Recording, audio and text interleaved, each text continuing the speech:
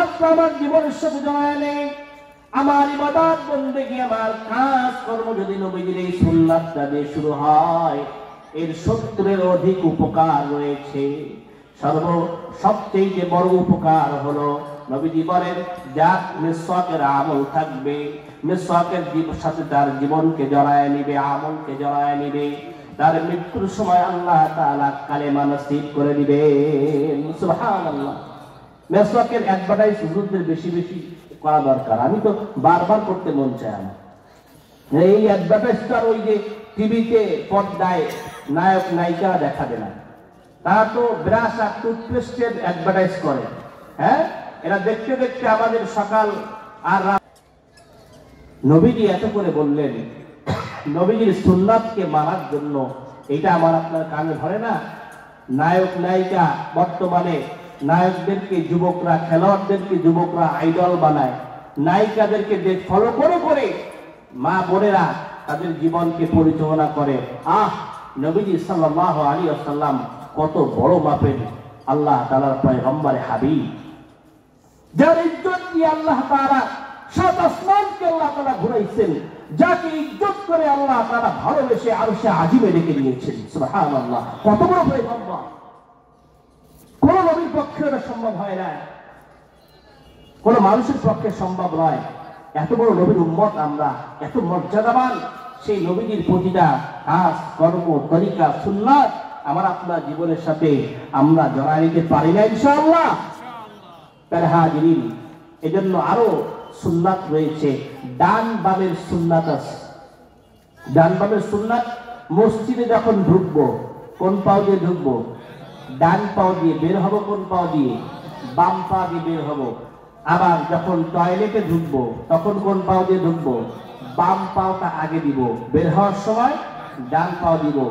যখন জামা কাপড় গায়ে দিব তখন ডান হাত আগে দিব, এরপরে বাম হাত। মনে থাকবে তো? খোলার সময় আগে বাম হাত খুলবেন, এরপরে ডান হাত। জুতা পায়ে যাওয়ার সুন্নাত আছে মিয়া। জুতা যখন পায়ে দিব বের হয়ে বাম পায়ের উপরে জুতা রাখবো, কিন্তু আগে পাও দিব ডাইন পাও। কোন পায়ে জুতা পরবো? আগে ডান পায়ে জুতা পরবো। কোথায় নবীজির সুন্নাত নাই? জীবনের প্রতিটা পদে পদে রাসূল দেখায় দিয়ে গেছে, আমার উম্মত এইভাবে এইভাবে করবা। এর মধ্যেই শান্তি আর কামিয়াবি রয়েছে। আমি যদি একটু খেয়াল করি, একটু মনে করি, তাহলে আমার সব কাজগুলি আমার ইবাদত হয়ে যাবে, নেকি হয়ে যাবে। বলেন সুবহানাল্লাহ। এজন্য মসজিদে ঢোকার সময় ডান পায়ে ঢুকবেন, দোয়া আছে না? আল্লাহুম্মা ইফতাহলি আবওয়াবা রাহমাতিক। বের হওয়ার সময় বাম পা দিয়ে বের হবেন, আল্লাহুম্মা ইন্নী আসআলুকা মিন ফাদলিক। আরে পড়েন, আপনারা পড়েন, মসজিদে ঢোকার দোয়া বলেন। কত হতভাগ্য আমাদের। বাথরুমে টয়লেটে ঢোকার সময় বাম পা দিয়ে ঢুকবেন, দোয়া আছে, আল্লাহুম্মা ইন্নী আউযু বিকা মিনাল খুবুসি ওয়াল খাবাইস। বের হয়ে এসে দোয়া করবেন, গুফরানাকা আলহামদুলিল্লাহিল্লাযী আযহাবা আন্নিল আযা ওয়া আফানি। বাথরুমে ঢুকবেন, পোশাকখানা পায়খানা ঢুকে কিভাবে বসবেন, কিভাবে, তাও নবী শিখাইছেন। বলেন না সুবহানাল্লাহ। যখন প্রসাবখানায় ঢুকে বসবেন তখন ডান পায়ের উপরে একটু বেশি ভর দিয়ে বসতে হবে। বাথরুমে যখন পায়খানায় আপনি বসবেন তখন বাম পায়ের দিকে একটু বেশি ভাত দিয়ে বসতে হবে। অনেকে জানি না, এটাও নবীজি শিখায় গেছেন। সুবহানাল্লাহ। সুন্নাত। টিস্যু ঢিলাগুলো ব্যবহার করতে হবে, পানি খরচ মাথা ঢেকে রাখতে হবে। আরেকটা কথা শোনেন, এটাও সুন্নাত, স্ট্যান্ডার্ড টয়লেটের সুন্নাত, মাথা ঢেকে রাখা। যদি কেউ মাথা ঢেকে না রাখে তাহলে শয়তান ইবলিস খবিস তার লজ্জাস্থানের দিকে বদ নজর দেয়, যার কারণে তার মেধা শক্তি, ব্রেন শক্তি দুর্বল হয়ে যায়। আমাদের ওস্তাদ শিখেছেন ছোট্ট থাকতে মাদ্রাসাতে, মাথা খালি রেখে বাথরুমে টয়লেটে ঢুকলে কি হবে? এই খেয়াল করেন, ইবলিস শয়তান খবিস শয়তান লজ্জাস্থানের দিকে বদ নজর দেয়। একটু মনে করলেই তো ঘৃণায় আর কেউ মাথা খালি রেখে আর ঢুকবে না। বদ নজর দেওয়ার কারণে তার মাথার ব্রেনের মেধা শক্তি কমে যায়। মনে থাকবে তো? আমল করতে পারবো তো ইনশাআল্লাহ।